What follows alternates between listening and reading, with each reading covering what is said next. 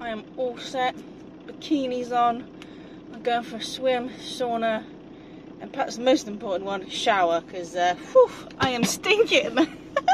So, also I just dropped my book. Yeah, I found a little deal for use a spa place for the evening, and you get a massage as well, which I am so pleased about, because yeah, my shoulder's been really giving me a bit of jip, my whole body really. I think since falling over, I just sort of, yeah, everything feels a little bit out of alignment, so I feel like a good massage, get rid of some of those knots, good sauna session, especially after all that driving I've been doing, and a good shower because of all the stink. I think it has been, when did I last wash? I had a shower before leaving my Dutch friend's house, and I've stayed a night in France and in the UK. Was this my second night in the UK? Just, it's been a few days. And I can smell that it's been a few days. So yeah, I'm going to go and enjoy that for the evening, and just, yeah, get a real good soak and a real good rub. And yeah, hopefully come out feeling a lot better and smelling a lot better. Well, I have had an absolutely lovely day. I got a good few bits done this morning, and then yeah, went for a swim, steam, sauna, jacuzzi, massage, relaxation room. Oh, it was amazing. I yeah, feel like a new woman. So yeah, it did make me think, actually I need to perhaps think about getting massages more often. It was just, oh, it was so good. So yeah, I'm just making myself a bit of dinner. I popped into Morrison's after the spa just because I needed a bit of veg and baby wipes. I didn't have any baby wipes left, which is probably why I was stinking so bad. So yeah, I was hoping I'd find a bit of cooked chicken or something in there, but alas, there was no chicken.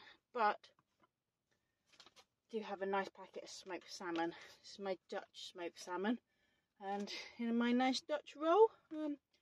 Yeah, coming to the end of my fresh Dutch food. Still got a few soups though, which is good. And I've just made myself a nice pot of lavender tea in my Dutch teapot. It's a banging teapot, this. It's like double walled metal one. It keeps it so warm. Literally had some in there like for over an hour the other day. It was still like too hot to drink straight from the cup. So yeah, it's fantastic. So so yeah, I kind of think ceramic teapots, don't bother. They don't keep stuff that warm. Spout's pour is pretty poor, you know. Whereas a metal teapot it's I think how the spout is, and just it doesn't like dribble as much. I find ceramic teapots dribble a lot. And this is coming from somebody who is a ceramicist. Well, not currently, I'm not doing it, but that's what I've got a degree in. I've got a degree in ceramics. So yeah, if you need a pot thrown or a tea set made, I can do that. But yeah, just not currently. I don't think I'd fit a kiln in my van. So so yeah, so that's a little something that you may not know about me. And I thought I'd also talk about on one of our videos that I put up today, although I'm saying this today, by the time I've actually uploaded and edited this, it'll probably be a little all out of time. But on one of my videos, I forget what I titled it now, but on one of my Amsterdam videos, Chris commented. Chris, what was it, CQ something HP, forget your full YouTube name, but I'll just call you Chris if you don't mind. Mentioned that oh, he didn't think, or she, sorry, I say Chris, that could be a man or a woman, couldn't it? But whoever you are, yeah, didn't realise that I smoked, that I was a smoker. Now obviously I don't smoke cigarettes. What he's referring to is the cannabis that I smoked when I was in Amsterdam.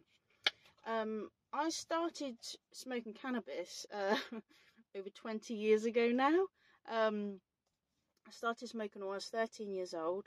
It was the I was having the last lot of leg lengthening surgery, and to be honest, I didn't really want it. I'd had over a decade at that point of surgeries and operations. You know, I'd had over like 30 operations by that point, and extensive amounts of rehabilitation and physio, and I was just really beat, to be honest, like physically, mentally, emotionally. So it was sort of hard going, that last lot of surgery that I had. And where it was to lengthen my femur bone, it really aggravated my sciatic nerve, so I got like really bad nerve pain. And I was on an awful lot of medication at the time, really strong antibiotics. And a family friend saw me, and she was just like, "Sam, you look like shit." And I love her because she's just, you know, she's honest. And I was like, "Yeah, I feel like shit. I haven't slept for, I can't remember when. I'm in pain all of the time. I had one of those TENS machines, which, I mean, some people find that they work. I think for me, it worked in the sense that it gave me another sensation to focus on. But it didn't like alleviate much of the pain, really. So she picked me up one day and she just said, "Right, come round," picked me up. She sat me on her sofa. She made me a cup of tea and a joint, and she said, "Drink that, smoke that." And that's what I did. And I had the best night's sleep that I'd ever had. It was like the first time I'd properly like slept for, I just can't remember when. And yeah, it alleviated like my pain. So then whenever she could, she'd have me round her home. And that's sort of like how it started. So I started using cannabis medicinally at 13 years old. I then started at college a few years later when I was sort of like 16, and that's when I started using it a bit more. You know, if I'm at a party, you know, I was an art student, it sort of like just went with that whole thing. So I sort of was using it a bit recreationally and a bit medicinally. And then I'd have some time sort of like off of it. And then I got to my early 20s and I was on an awful lot of pain medication. So I would go every month and pick up my monthly prescription in a carrier bag. Like, that's how many boxes of pills, like, they just give it to me in a big carrier bag. And yeah, I just got to the point where I was just like, I wasn't even 25 at that point, and I was just like, this can't be my life. I can't just be on this many like pills. Like, it wasn't right to me. So I started on this journey of trying to wean myself off all of my pharmaceutical medication. It took me a few goes to do it. I sort of failed a few times, and then what helped me was cannabis again. I essentially swapped a big bag of pills for a big bag of weed. I don't think I would have been able to come off all of the pharmaceutical medication if it hadn't been for cannabis. So yeah, and then I just became this massive pothead. I could easily smoke an ounce in a week. Like, I would smoke a lot. I'd use some edibles and some oils. Like I could smoke anyone under the table, and it'd be funny because, you know, a lot of people, if they didn't know me, they'd see me, oh, look at this sweet little girl, and there's me just like, like, yeah, I could just, yeah, I liked it. I really did sort of enjoy being a stoner. I'm gonna be honest. I really enjoyed it. It always went more with my vibe. Like, I was never, even though I did drink, you know, there's been many years of my life where it'd be, you know, Friday night at the pub, drinking shitloads of pints, loads of shots, doing cocaine in the toilets. You know, that was my Friday night. Whereas, like, now I'm like, Friday night ain't party night. Friday night is spa night. You know, that's my whole vibe now. But I was never sort of into like the clubbing scene. I was a lot more, oh yeah, let's just sit around and get high and eat pizza. That's like totally my deal. Or, oh, let me just go to the kitchen and bake some cakes, because I really love to cook and to bake. So it just sort of went with me, really. Like, I'd get baked and I'd bake, you know. And then who doesn't love you know, a stoner that can bake? You know, if you've got weed and cake, like, most stoners will absolutely love you. And yeah, that was my whole sort of like jam for a number of years. And then again, it sort of got to the point where I didn't want to just swap a big bag of pills for a big bag of weed. And again, I just wanted to keep improving myself. And I think because I've got this body that is disabled, and it took me a long while to accept that, that when I did, I then wanted to like work with it. So rather than like fighting against myself, I was working with myself. And still to this day, I'm just sort of trying to do everything I can to just make my body as sort of well as it can be, and in as less pain as possible, and do all I can for it. But I really did have to, accept my body, and then work with it as it was.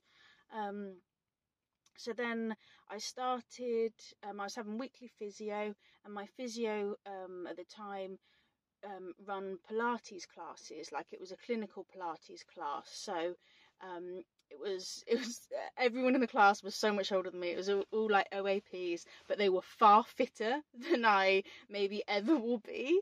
But it was a really lovely environment, because it was just sort of a lot of older people. I didn't feel any pressure.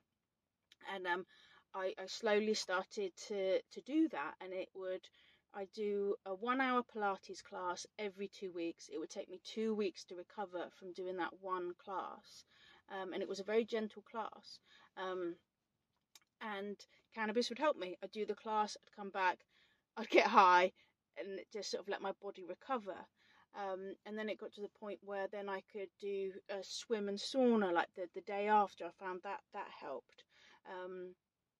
And then I started, I'd wake up of a morning, I'd go and hit a couple of bongs, maybe 3 bongs, and then I'd roll up my yoga mat and I'd start doing some stretching. And then it just, through having that like pain relief and that relaxation for my body from the cannabis, I was able to stretch and start working out a little bit at home, just lifting up a few weights. And I sort of found it funny, because it's sort of, stoners of this like bad rap for, not doing anything and like just sitting on the sofa and eating, which, don't get me wrong, I've done plenty of that. But I've also used cannabis very much for the medicine that it is. And it can really help you, if you use it correctly. And thanks to cannabis, I was able to start making those steps to like move my body more. And it was very painful when I first started to do that. So it was really, really beneficial to be smoking weed, and then the more like holistic things that I just kept adding to my life, the sauna, the swimming, the stretching, then I was finding the less that I was needing the weed. It just sort of, I wasn't needing as much pain relief. I was getting stronger, and I was feeling, fitter.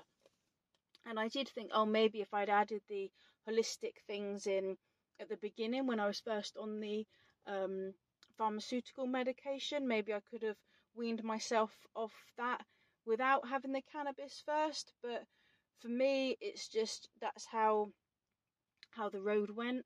And I feel like, it just sort of like happened as it did. And for me, I was more focused on getting off of the pharmaceutical medication, just because it felt really wrong for me, to be honest. So I sort of wanted to get it off of it quick. So I did sort of swap out essentially the pharmaceuticals for the weed. But I was happy to do that, because of how like the pharmaceuticals are making me feel.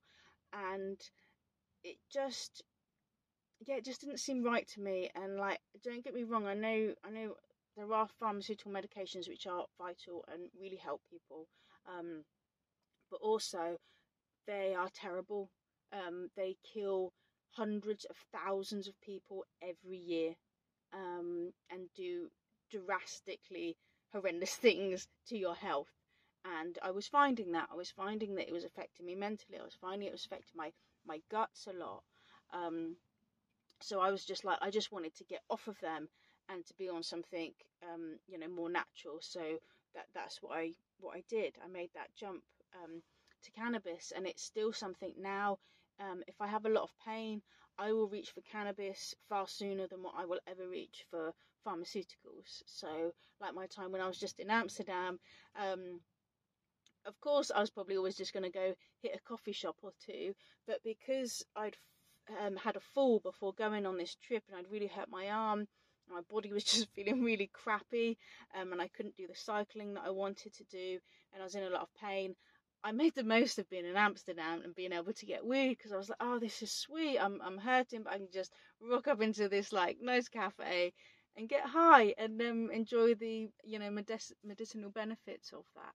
So yeah, that's my little story with cannabis. And even though don't I don't really smoke much now at all. It is literally just on a if I need the pain relief, whereas I think in the past I have also been like a social smoker,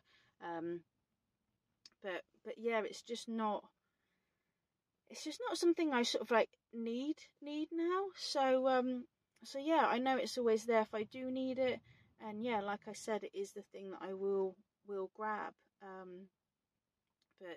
But yeah, it amazes me sort of like how well I've sort of been doing.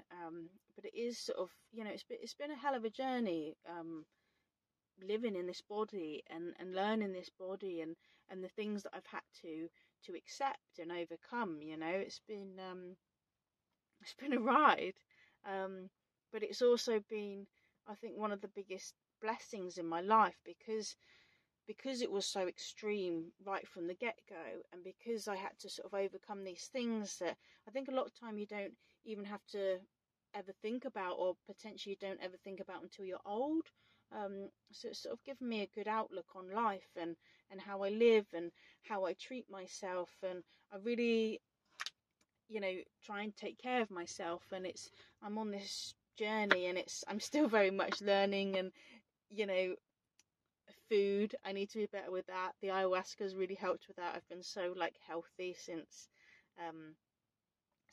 that experience, and also just as I sort of like age, or as like there's differences in my body, or some days are better than others, or I might, like the other week, have a fall, and I'm just sort of constantly just tending to myself, and learning how to really care for myself, like learning to care for this body and what it needs, rather than always fighting it and being against it and being annoyed that it can't do certain things. It's like I can't do that. I can't always be fighting against myself. I have to work with myself, and that's what I do now. Just sort of, yeah, take care of myself, make myself lovely, smoked salmon sandwiches, which, to be honest, I'm going to get on making and eating, because I think it's gone 9 o'clock, and it's pretty late for me to be eating. I don't usually eat this late, but yeah, I had that nice spa evening, and yeah, it's just the time that I've ended up eating. So yeah, which is why I was hoping that Morrison's might have had a little bit of cooked meat for me to just enjoy and chow down, but they didn't. But I got a good lot of veggies and stuff, so yeah. But yeah, that's my story, a bit of more of my story. Obviously, if there's anything else you would like to know, you can just ask me anything. I'm such an open book. I mean, to be honest, Chris, you didn't actually ask me to tell you this story, but I just thought I'd tell it to you, because yeah, you didn't think I was a stoner, which, I mean, to be honest, I'm not really now, but yeah, I thought I'd share that all with you. I thought I'd also share as well. Might not want me to share this.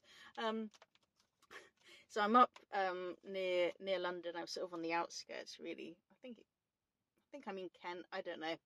It's getting into that London sprawl.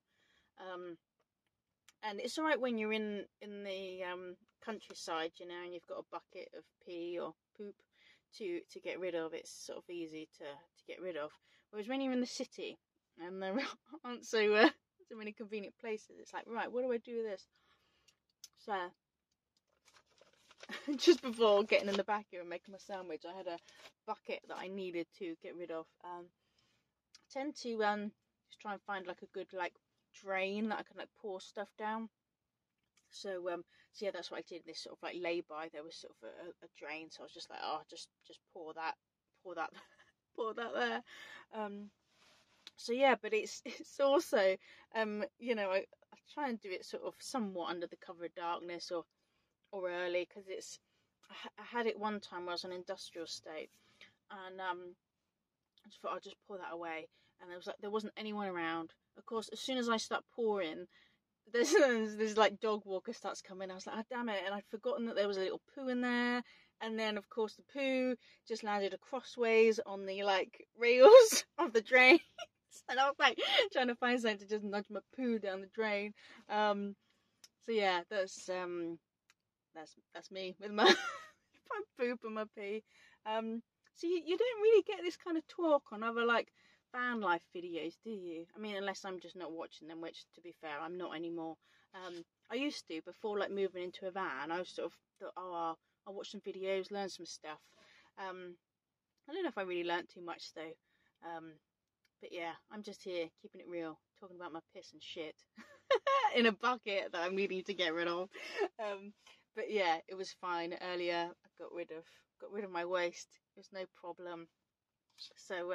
So yeah, and it's I've got to say, I really do love my bucket toilet. It's got like a proper little loo seat that clips on the top, and then a lid that clicks down as well. So it's really good, because then if you do need like poo or pee in the night, you can do your business, shut the lid, and then, you know, tuck it away. The only time it sort of like kicks up a smell is if you sort of like open the lid, but you know, just burn a bit of incense and then get rid of it as soon as you can. So yeah, so these are the things that I'm currently dealing with. Living city life is how do I get rid of my waste? Because sometimes McDonald's isn't open, or sometimes, you know, you just got to do your business in the middle of the night, and there's no way I'm sort of like traipsing out of my van at that sort of time, you know. Even for sort of like pooping in the woods, I don't know, it's just easier for me, partly because of how my like joints are. I'm not that good at like squatting, so it's easier if I can just sit. And then also just being like a girl in the woods alone at night, bare ass, out taking his shit.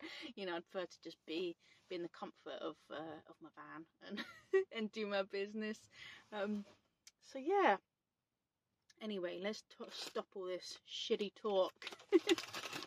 I've got some nice little beetroots as well. I absolutely love beetroots. They're so good. And I was really happy earlier. I used my nice Dutch shopping bag to get my shopping, and yeah, it made me smile because it made me think of my nice Dutch friends.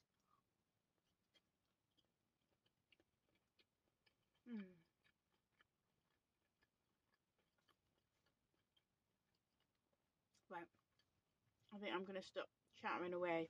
And oh, do you know what? These are really fiery. It does say sweet fiery baby beetroot. They're not lying. They are fiery. They're usually not that don't have that much of a kick. Nice.